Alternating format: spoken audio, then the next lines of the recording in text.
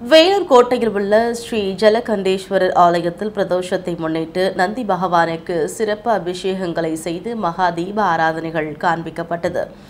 வேலூர் மாவட்டம் வேலூர் கோட்டையில் உள்ள ஸ்ரீ ஜலகண்டேஸ்வரர் ஆலயத்தில் பிரதோஷத்தை முன்னிட்டு நந்தி பகவானுக்கு பால், தயிர், சந்தனம் உள்ளிட்ட பல்வேறு பொருட்களை கொண்டு சிறப்பு அபிஷேகங்களை செய்து மலர் மாலைகள், அருகம்புல், வில்வ இலைகளை கொண்டு சிறப்பு அலங்காரங்களை செய்து மகா தீப ஆராதனைகள் நடைபெற்றது.